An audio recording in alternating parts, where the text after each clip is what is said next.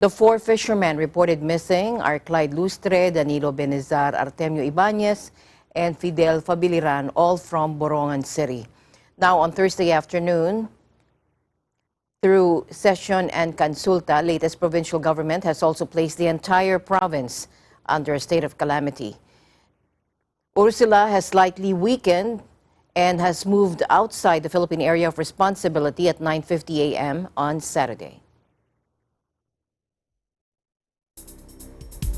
In other news, nearly 2,000 people took refuge in emergency shelters and one man was missing after being swept away in floodwaters as Tropical Cyclone Sarai pounded Fiji on Saturday, causing widespread damage. Take a look. National Disaster Management Office Director Basiti Soko urged locals and the thousands of tourists in Fiji not to be reckless as Sarai lashed the Pacific island nation with heavy rains and destructive winds. With wind gusts strengthening to 150 kilometers per hour during the day, Sarai destroyed houses and crops, brought down trees, cut power, and caused considerable flooding in low-lying areas. Thousands of holiday makers were also stranded, with flights to and from Fiji either canceled or rescheduled. New Zealander Melanie Shepherd, who was holidaying on Mana Island to the west of mainland Fiji, described the situation as, quote, scary, and said their resort was in lockdown. The Fiji government issued a statement warning of destructive force winds, with coastal sea flooding to be expected. On its present track, the cyclone is forecast to pass adjacent to Fiji's main island, Viti Levu, and then across Fiji's southern islands before heading towards Tonga, which has activated its Tropical Cyclone Warning Center, with the storm expected to arrive late Sunday. In other news, a code red was issued in South Australia as temperatures hit 108 degrees Fahrenheit in the state's capital, while firefighters battling wildfires in New South Wales established containment lines in cooler conditions ahead of an expected heat wave this weekend. A code red is an extreme heat watch issued to reduce the harmful effects on the homeless. Services include shelter options and additional food services. South Australia last week had 86 homes destroyed after wildfires flared in catastrophic conditions, as its capital Adelaide endured a heat wave peaking at a sizzling 115 degrees. Authorities are now bracing for conditions to deteriorate, with Sydney forecast to hit 88 degrees on Sunday before reaching 95 degrees on Tuesday. The city's western suburbs could reach 106 degrees on Sunday. Fire danger ratings remain very high in northwestern New South Wales and high in Sydney. On Saturday morning, there were more than 70 fires burning across the state, with 8 out of control and about 23 being controlled as the unprecedented bushfire crisis continued. Now, last week, a historic heat wave in Australia shattered monthly heat records for the state of Victoria in numerous localities, and it also caused destructive bushfires to spread even more, injuring some firefighters along the way. Let's take a look back. Here's Ian Llaneta for the report. Australia's hottest record ever has been broken on the 19th of December, with temperature reaching as high as 45 Celsius degrees. According to the Bureau of Meteorology, the rising temperatures intensify the ongoing bushfires. As the bushfires continue, the air quality returned to hazardous levels, leaving suburbs and the CBD covered in a blanket of smoke.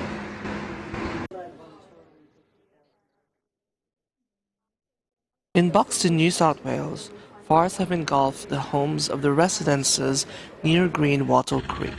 Due to the severity of the fires, 3 firefighters were seriously injured and 3 individuals were sent to Liverpool Hospital to be treated for their serious injuries.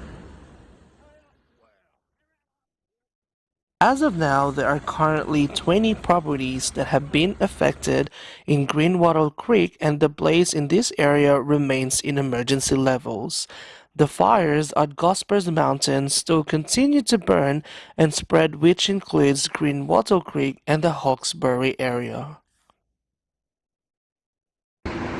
In Sydney's west, it is predicted to reach temperatures of 47 in the coming days.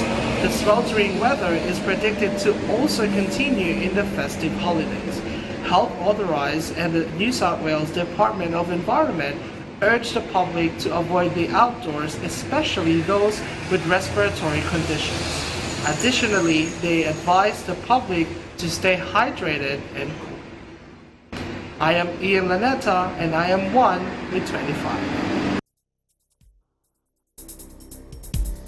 A massive car bomb exploded in a busy area of the Somali capital Mogadishu on Saturday, leaving at least 76 people dead and scores injured. An ambulance official said at the scene. Take a look. Now, the blast occurred in a busy area of the city where traffic is heavy because of a security checkpoint and a tax office. The wounded were carried on stretchers from the site where the force of the explosion left charred and twisted remains of vehicles. Mogadishu is regularly hit by car bombings and attacks waged by the Al-Shabaab Islamist militants allied to Al-Qaeda. No group has yet claimed the attack, but Al-Shabaab was forced out of the Somali capital in 2011 but still controls parts of the countryside and has also staged attacks in neighboring Kenya.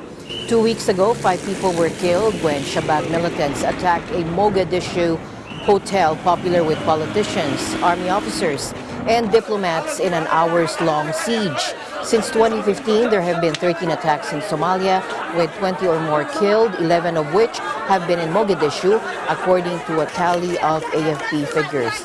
Now, all of them involved car bombs. Thousands of protesters clashed with police in Santiago, Chile, in a fresh round of anti-government demonstrations that erupted more than 2 months ago in that country. Take a look. Queremos protesta porque el gobierno no cambia nada. La agenda social del gobierno no existe. Lo único que hace es enviar proyectos de ley al Congreso solamente para reprimir las manifestaciones, que por lo general son pacíficas. En las últimas 2 o 3 semanas, los últimos viernes de este año, han sido pura y constante represión. Nada más que eso. Y de agenda social, nada. The rally took place in the Plaza Italia, which has since October 18 become the epicenter of massive citizen protests against President Sebastián Piñera's right-wing government. Police entered the square in mid-afternoon and dispersed demonstrators with water cannon and tear gas. But after almost 2 hours of confrontations, thousands of protesters finally occupied the plaza. Monday's demonstration occurred the same day President Piñera signed a decree calling for a plebiscite on April 26 to decide whether to replace the current constitution, which dates back to Pinochet's rule. Many in Chile see replacing the constitution, which smacks of a dark, repressive chapter in the country's past, as a way to help end the crisis. Furious Chileans have taken to the streets to show their anger over inequality and particularly to vent at the elites that control much of the country's wealth. Plainclothes police officers baton-charged protesters in a Hong Kong shopping mall. Take a look.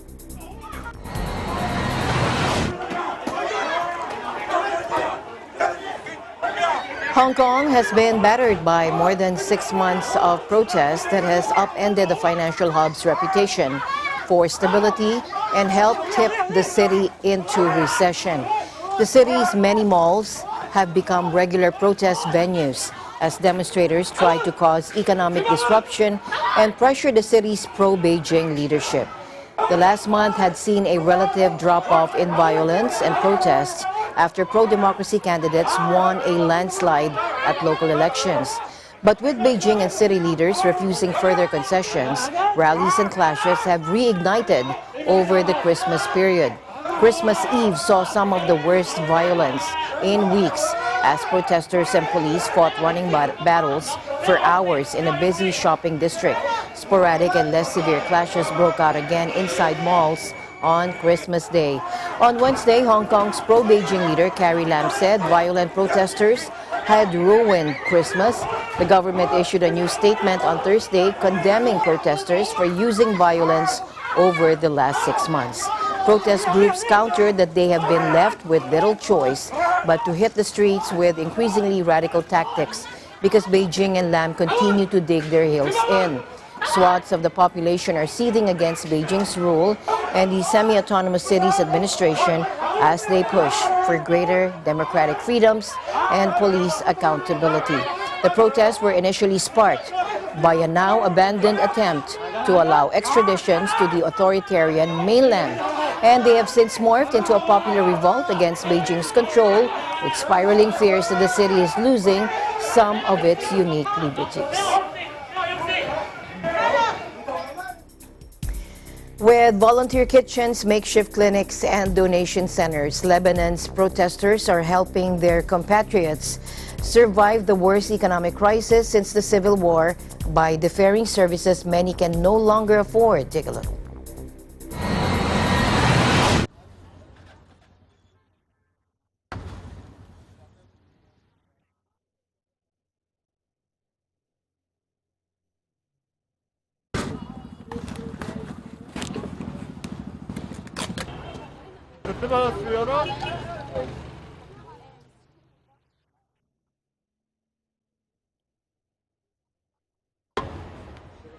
بس هون بلبنان يعني صار 5-6 حالات انتحار وبعد ما حدا تحرك، فحسينا نحن من واجب وطني من واجب انساني انه نتحرك ونساعد بعض، لانه بالنهايه كلنا اهل وما عندنا حل الا انه نوقف حد بعض، يعني على قد قدراتنا رغم قلتها قدراتنا، بس بعدنا عم نشتغل مع بعض وعم نجرب. يعني نحن جمعنا من بعض، يعني حكينا على السوشيال ميديا من عنا شو قدرنا نجيب من جيراننا من اهلنا من اصحابنا لحتى نقدر نساعد هدول الناس.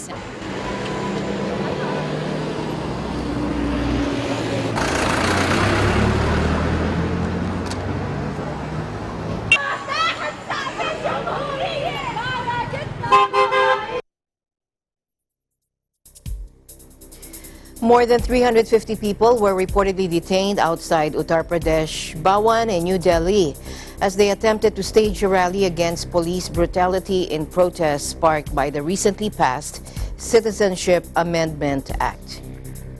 Now, here you can show scores of protesters being taken away in police vehicles.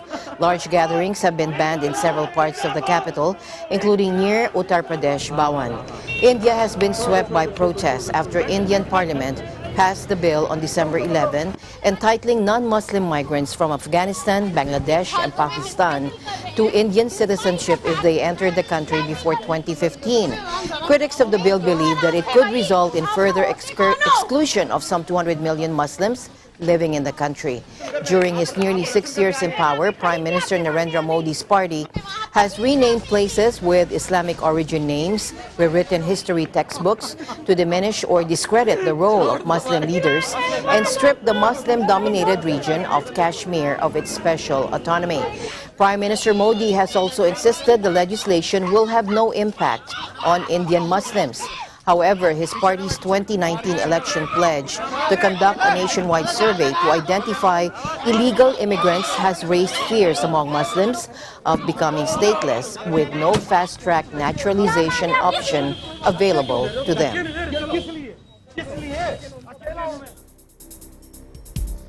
At least 22 Montenegrin lawmakers, including all 17 members of the Pro-Serb Democratic Front, or DF party, were detained in parliament in the country's capital of Podgorica on Friday as they tried to prevent a vote on a contested law on religious rights, which was subsequently adopted. And here you can see MPs arguing before the pro-Serb lawmakers. They were escorted out by security personnel. The opposition members are said to have thrown what looked like a tear gas canister and tried to tamper with microphones. Authorities quickly released all but 3 MPs who were held on suspicion of attempting to prevent the parliamentary speaker from carrying out his duty. The new law would transfer most religious property to the state and demands a registry of all religious objects and sites. Ownership can only be retained if the religious communities can produce ownership evidence from before Montenegro lost its independence by joining a Serb-led Balkan kingdom in 1918. The law has been accused of discriminating against the Serbian Orthodox Church and prompted fear in its community of losing their property.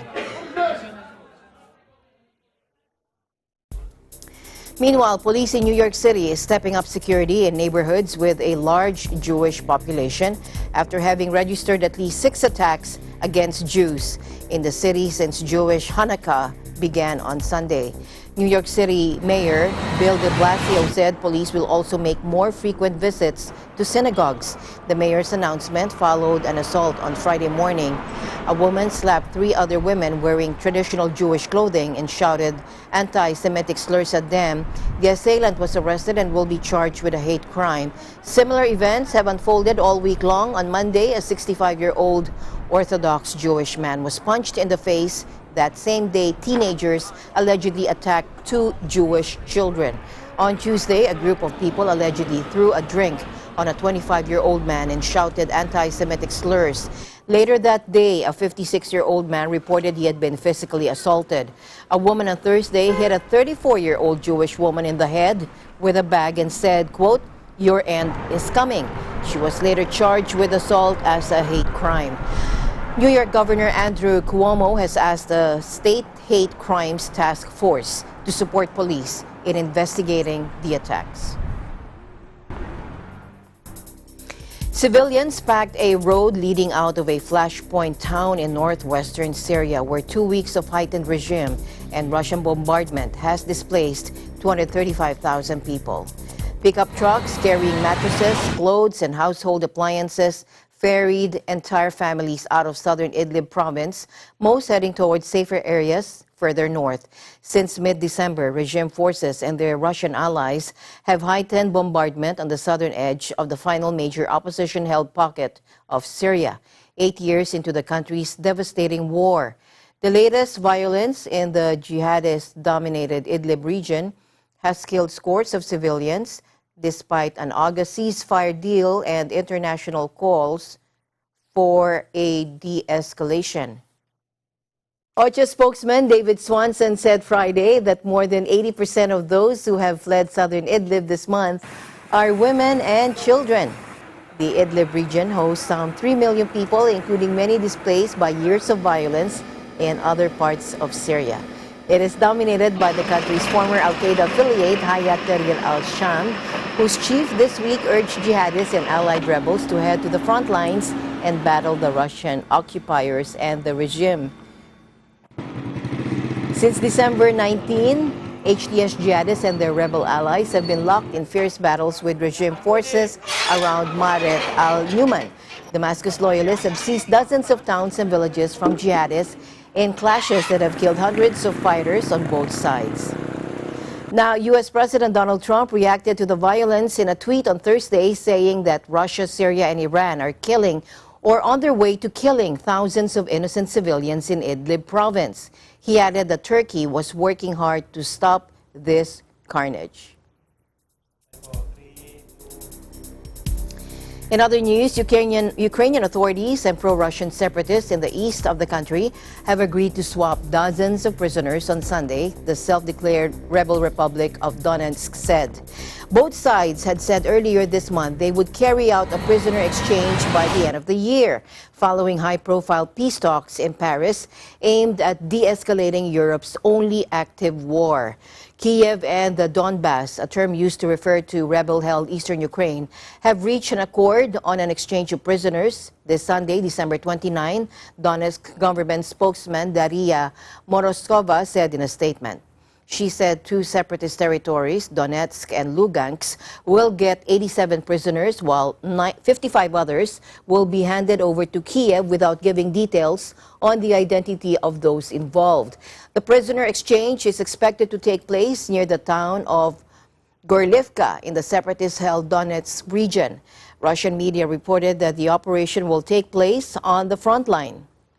Ukrainian authorities refused to confirm or deny the exchange. Officials said the Ukrainian presidency could not immediately be reached for comment. The swap would come 3 months after Ukraine carried out a long-awaited exchange with Russia of 35 prisoners each. More than 13,000 people have been killed since pro-Russia militias in eastern Ukraine launched a bid for independence in 2014, kicking off a conflict that deepened Russia's estrangement from the West. At the Paris summit this month, the leaders of France, Germany, Russia, and Ukraine agreed to implement a full ceasefire and proceed with a new withdrawal of forces from conflict zones by March 2020.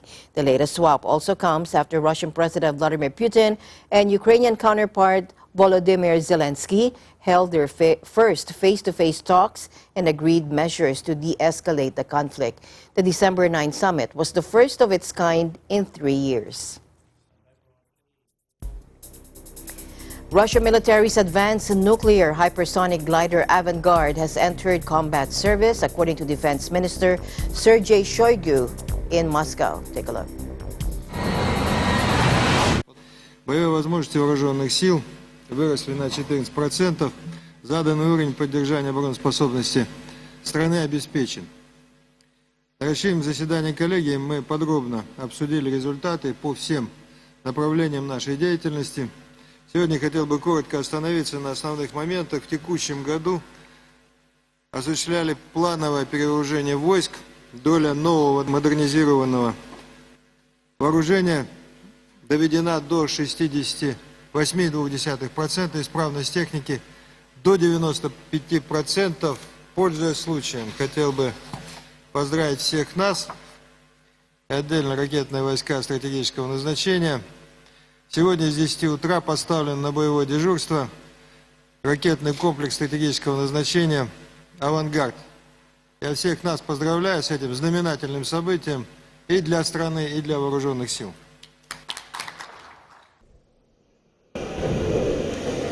The system is one of several weapon systems that Russian President Vladimir Putin announced last year. The hypersonic glider is said to be able to penetrate any defenses. According to the Russian MOD, the Avangard achieves extremely high speeds during its final approach while retaining the ability to maneuver. Moscow has said it decided to introduce the system in a bid to reinvigorate the Strategic Arms Reduction Treaty. Russian President Vladimir Putin unveiled the new weapon during his State of the Nation address in 2018, saying it would defeat all existing missile defense systems. He said at the time the missile was highly maneuverable and flew at 20 times the speed of sound. Iran, China, and Russia start 4 days of joint naval drills in the Indian Ocean and the Gulf of Oman. This is according to the commander of Iran's flotilla, and he announced this. He said the exercise comes at a time of heightened tension since the United States withdrew from a landmark 2015 nuclear deal with Iran in May last year. ترین اهدافی که در رزمایش مرکب دریایی سه‌جانبه جمهوری اسلامی ایران، روسیه و چین دنبال می‌کنیم می‌تونیم به چند مورد مهم اشاره کرد. اولین مورد تبادل تجربیات در حوزه امداد و نجات دریایی، تقویت و افزایش امنیت تجارت دریایی بین‌المللی در منطقه شمال اقیانوس هند میتونیم اشاره بکنیم و همچنین تبادل تجربیات رو در حوزه امداد و نجات دریایی داریم. Tahani added that the drills included rescuing ships on fire or vessels under attack by pirates and shooting exercises with both Iran's Navy and its Revolutionary Guards participating. State television showed what it said was a Russian warship arriving at Chabahar port in southern Iran and said the Chinese will join shortly, calling the three countries, quote, the new triangle of power in the sea. The United States reimposed crippling sanctions on Iran after quitting the nuclear deal last year, prompting Tehran to hit back with countermeasures by dropping nuclear commitments. Remaining parties to the badly weakened agreement include Britain, France, and Germany, as well as China and Russia. In June, U.S. President Donald Trump authorized a military strike after Iran shot down a U.S. drone, only to call off the retaliation at the last moment. The crisis deepened with September 14 attacks on Saudi energy giant Aramco's Abqaiq processing plant and Quraysh oil field, which have the kingdom's crude output. Yemen's Houthi rebels claim responsibility for the attack, but Washington accused Tehran, a charge it has strongly denied. Washington has also responded with a military buildup in the Gulf and has launched an operation with its allies to protect navigation in Gulf waters. In other news, Uruguayan authorities seized a record haul of 4.4 tons of cocaine at the port of Montevideo, in what the Navy described Friday as the biggest blow to drug trafficking in the country's history. In a joint operation between the Navy and Customs, 4 soy flour containers packed with bags of cocaine were seized after showing anomalies when put through scanners at Montevideo's port. Take a look. In the first 2 containers investigated, a total of 4,418 kilograms, corresponding to 4,003 bricks, was found, the Navy said in a statement. Uruguay's Customs Director Jaime Borgiani estimated the drugs would be worth $1 billion in the European market. It's not known where this cocaine haul originated, but Borgiani said it was loaded onto trucks on Tuesday at a ranch in the southwestern Soriano department, 290 kilometers from Montevideo.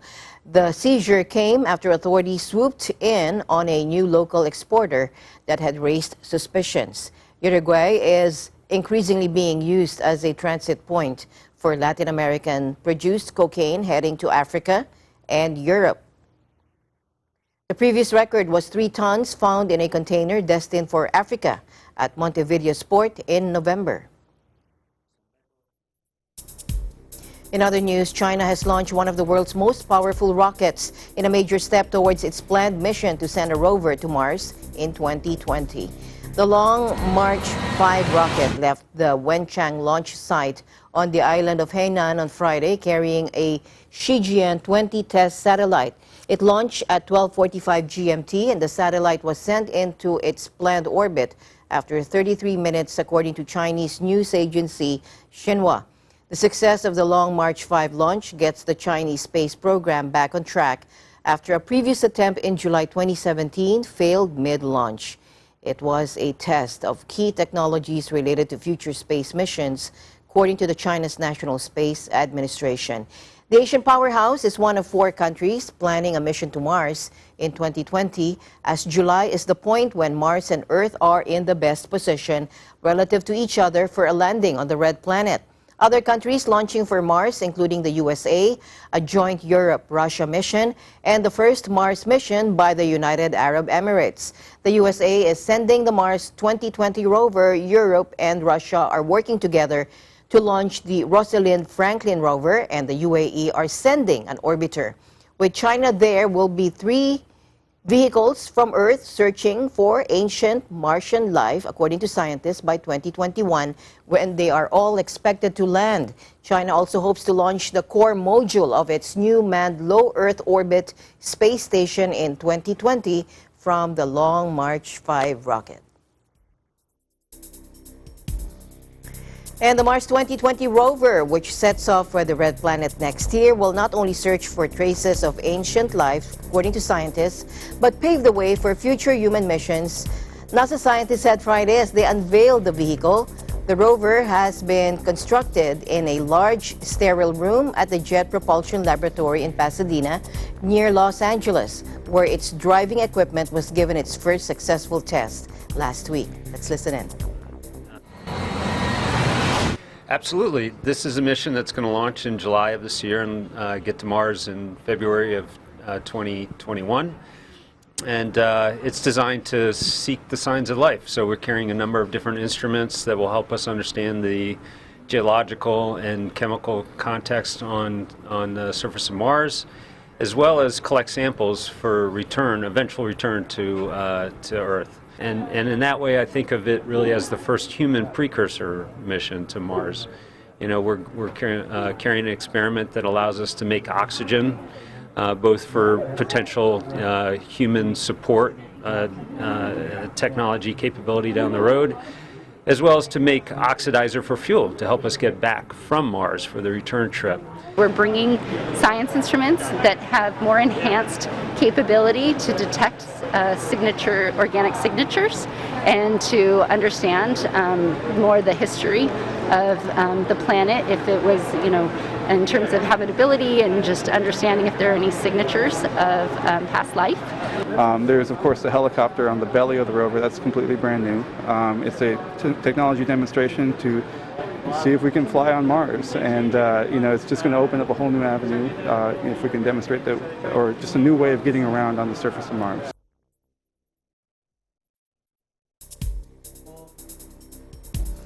Eagle News, we'll be right back. Stay tuned.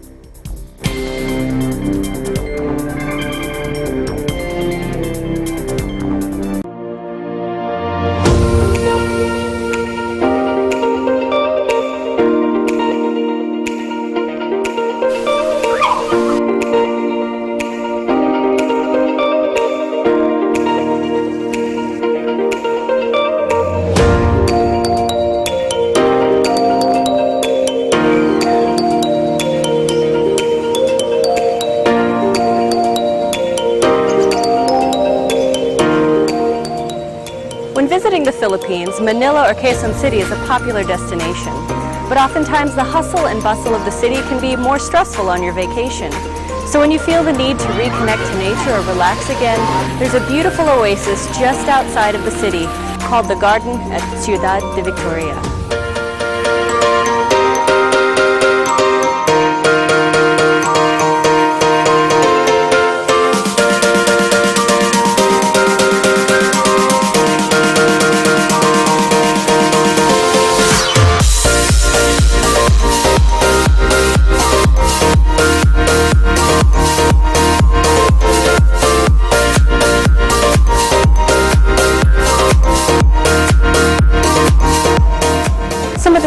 That you can see here include hydrangea, snapdragon, and stargazers. They're truly beautiful.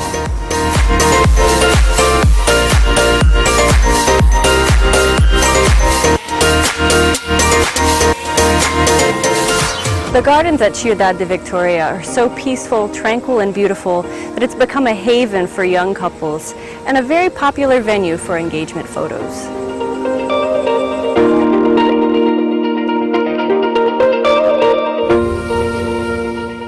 The next time you want an escape from the big city, the garden at Ciudad de Victoria is a wonderful place to visit.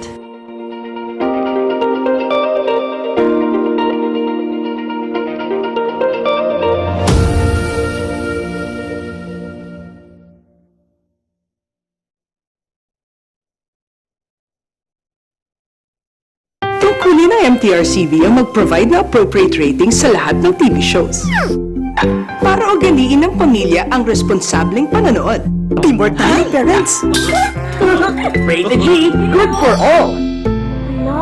Oops, rated PG. Dapat may mga magulang para sagutin ang mga tanong ng kabataan. Grabe, rated SPG, maselan! Higpitan ang paggabay. Pag rated MTRCV, rated responsable.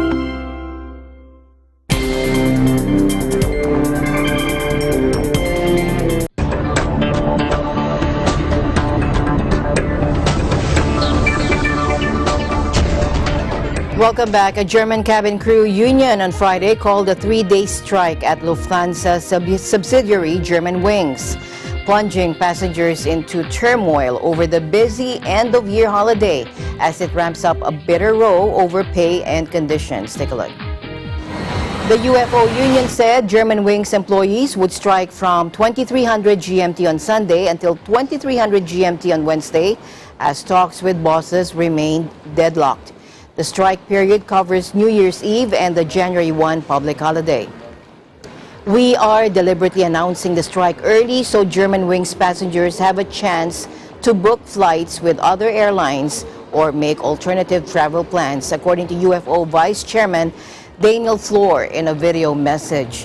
The union stopped short of announcing a fresh stoppage at flagship carrier Lufthansa itself, but warned that more strike calls could follow from January 2. A Lufthansa spokesman had earlier condemned the union's latest strike threats, saying, quote, "This is no way to resolve the conflict." Board member Detlef Kaiser said in a statement that, quote, "UFO has refused for weeks to put concrete demands in writing." Lufthansa and UFO have for months been locked in an increasingly bitter dispute that has triggered repeated walkouts. The Frankfurt-based UFO, which says it represents more than 30,000 members, has cited wage rise demands, airline pension entitlements, and rules on part-time work. Online music giant Spotify said it would suspend political advertising in early 2020, becoming the latest digital giant to act on concerns over disinformation ahead of the U.S. election. The move by Spotify, which is headquartered in Sweden, but has a large base of users and operations in the United States, followed Twitter's ban on most political ads and Google's decision to limit how ads are targeted. Spotify uses a two-tier platform model with some of its 130 million users subscribing to a free version of the site, where advert breaks interrupt music streaming while paid subscribers are not exposed to adverts. The suspension will apply to both political advertisements as well as Spotify exclusive and original podcasts. Spotify said it made the decision because it lacked the ability to identify and filter false information. Digital platforms have come under increasing scrutiny and pressure across the world to monitor disinformation being spread through web advertising on host sites. Singapore became the latest country to join Germany, France, and Malaysia, among other countries, to legislate against fake news being spread online.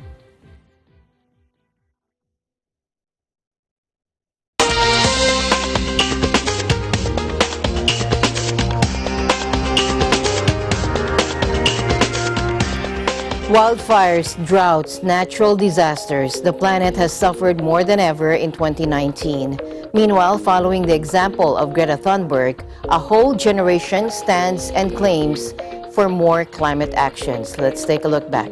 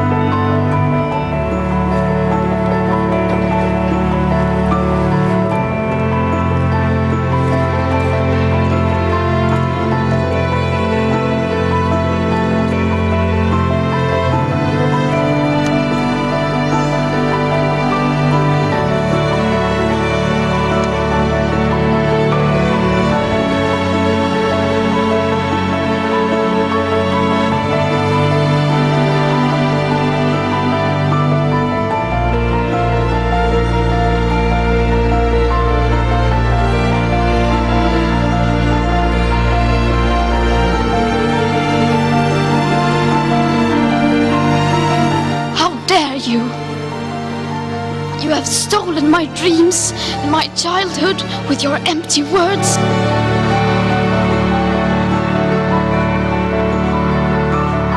Our house is on fire.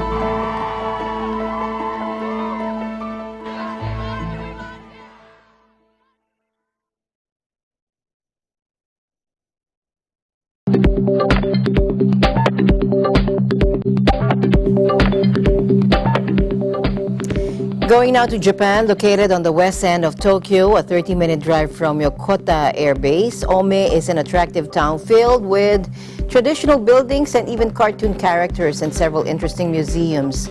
And one of those museums is the Ome Municipal Museum of Arts. And Tyra Lu will take us there. Tyra?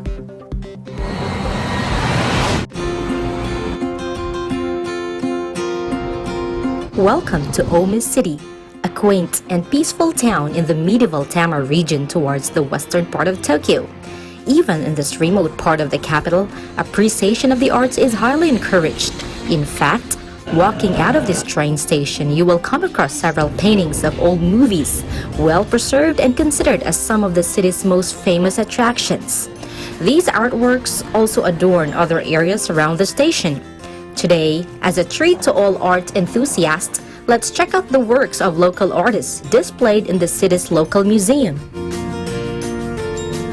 Today, I am here in Ome City Art Museum here in the western part of Tokyo.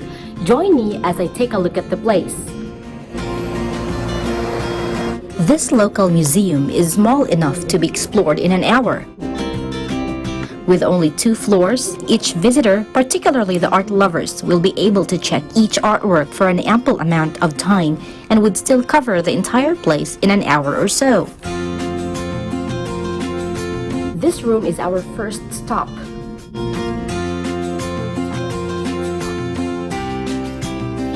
Now let's check out the second floor. You will see several art masterpieces of different local artists created from various media. There are sculptures made from metals and other materials.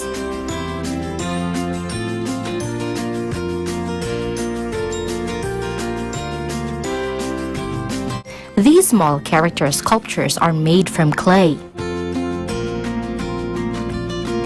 These are old newspapers and directories created into these, fascinating visitors as they walk past this area heading to the second floor. There are abstract paintings from professional artists.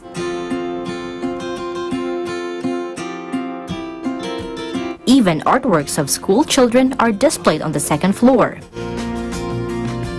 And many more.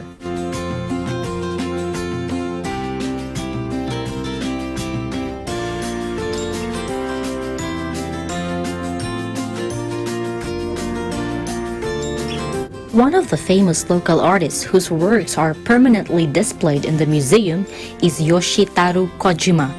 His masterpieces deal mostly on the lives of the local people. The museum also holds 2 to 3 special art exhibitions every year. For an entrance fee of less than $2, you will learn so much in just an hour. One of the best areas to enjoy in the museum is its garden at the back of the building, where you will be greeted with a bird's eye view of the Tama River as you relax on these iron chairs. Right here from the Museum of Art in Omis City in West Tokyo, reporting for Eagle News International, this is Tyranel Pililu, and I am 1 with 25.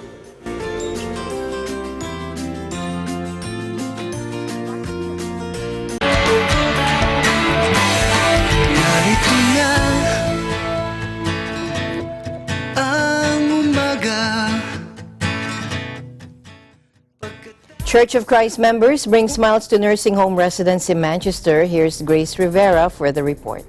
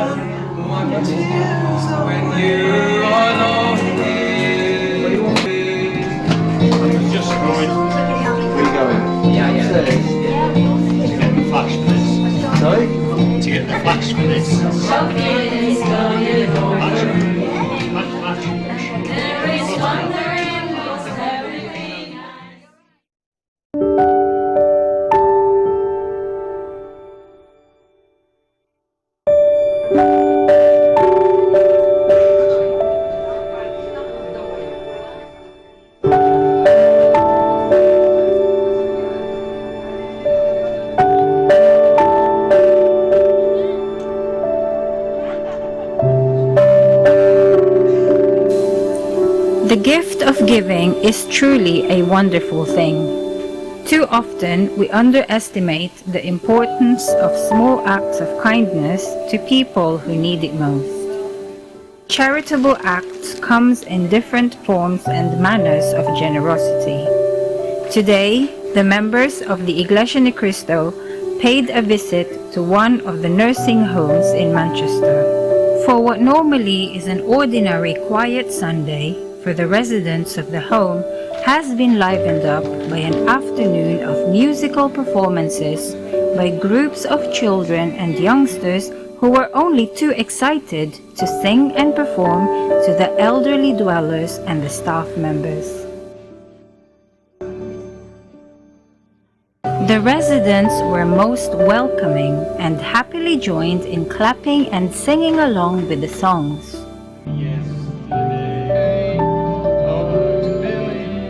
Most of the residents of the care home have varying stages of dementia.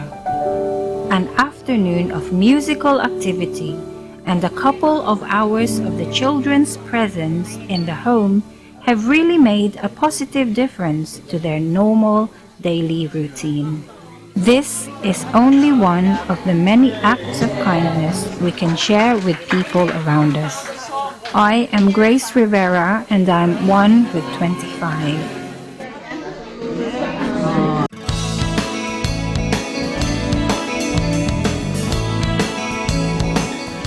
Instead of a traditional year-end celebration, the management and staff of Eagle Broadcasting Corporation opted to mount the EBC Cares and Remembers 2019, a special edition of its CSR initiative, EBC Cares, at the broadcasting company's compound. And this time they gave it for the elderly. Take a look.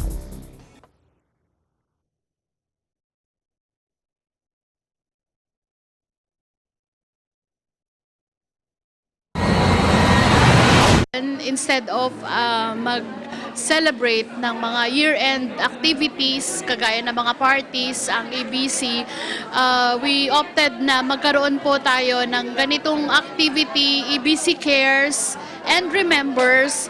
Ang pinakapangunahin po naming objective dito ay mabigyan ng kasiyahan yung ating mga nakatatanda, yung ating mga senior citizens na lolo at lola, dahil sa bahagi po ito ng pagtanaw ng utang ng loob ng EBC. Lalo pa nga yung ating mga nakatatanda, sila yung simbolo ng mga magulang, ng mga nagbibigay ng gabay sa atin na mga nakababata.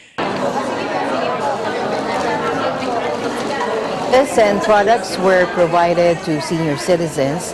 The EBC employees were encouraged to invite their old parents, grandparents, and the elderly who availed of medical and dental services from volunteer doctors, dentists, and general practitioners. Aside from basic dental checkups, free tooth extractions were also administered. Free medicines, vitamins, health supplements, and antibiotics were given as prescribed by doctors during the event. Senior citizens also availed of eye checkup by optometrists. Patients were also able to check their blood sugar and blood pressure levels. ECG procedure was also available for participants. Ang karamihan po sa mga nagpa-check up po sa atin ay mga may hypertension or may alta presyon at saka po may diabetes. At common po sa mga matatanda yung may arthritis, yung sumasakit na yung mga kasukasuan po nila. So yun po yung karaniwang ipinapa-check up po nila sa atin ngayon. Bilang doktor po, isang fulfillment po yung makita natin yung mga tao, lalo na po kung kapatid man or hindi nga, nakakapagbigay po sa atin ng kasiyahan po, yung pagtulong sa kapwa po natin. Nagbibi po kami, kumuha po kami ng pulse rate, vital statistic po ng mga tao. Yung mga senior po natin, medyo mataas po yung mga BP. Hindi na po kami medic. Fire din po kami, so nagiging bombero rin po. Sa volunteer firefighter, medic, ano po. So, kadalasan, medical mission po kami na isasama para po mag-screen. Kami lang po ito yung triage. Tapos, mga events, so nag-standby medic rin po kami. Part of the EBC atrium was transformed into a parlor, barbershop, cum spa, as senior citizens availed of free haircuts, massage, including free facial and even skin care. So Mary Kay products is really skincare, so it's a facial at home. So our product is 80% skincare, 20% ay yung colors. It's free. The mission of Mary Kay before, it's enriching women's lives because it enriched a lot of lives, especially women's. But now, because there's a lot of Mary Kay men, it's enriching people's lives. It's an opportunity to share the beauty of Mary Kay and to share the skincare, how to take care of their skin to look more younger as they go aging. Hanggat maaari, kami po ay tumutulong sa mga the way na cheapest na babayaran or the way na hindi magbabayad ang pasyente sa mga senior citizens sa mga ospital. Actually marami na. Meron ako dito nakita mga pasyente na operahan namin nandun si tatay. Tapos siguro more na sa 100 na. Yung mga napacheck up. Lahat po masaya sila at nagpapasalamat po. Tuwan-tuwa nga po kasi ang binibigay namin kahon eh. Diyan yung kahon. Ibig sabihin, 100 pieces yun. Sa ngayon po, ang laganap na sakit, trangkaso, ubot-sipon, hindi po nangangailangan na antibiotic noon. Thank you very much po at masaya po kami dahil nakakatulong po kami sa mga tao. Nagsasabi na baka pwedeng makahanap ng mapapag-volunteeran. Kasi may mga volunteers naman talaga sila sa ibang mga lugar. No? Bumuo ng samahan, United Barber Brothers Philippines. Ayan, so yan yun. So, ito yung unang proyekto nila sa Eagle Broadcasting nga, nagkataon. As long na nandito kami, pag may nagpapagupit, bibigay namin yung 100% naming service sa mga elder. And this is just one of the many ways EBC can make them live out the rest of their lives feeling happy and peaceful as well as feeling loved and cared for. And surely caring for them and attending to their needs is one of the many ways EBC can show that we love and appreciate them. And that's the news for tonight. Join us online and here again tomorrow, or Monday evening rather. From all of us here at Eagle News, I'm Alma Angeles, always one with 25. Good night.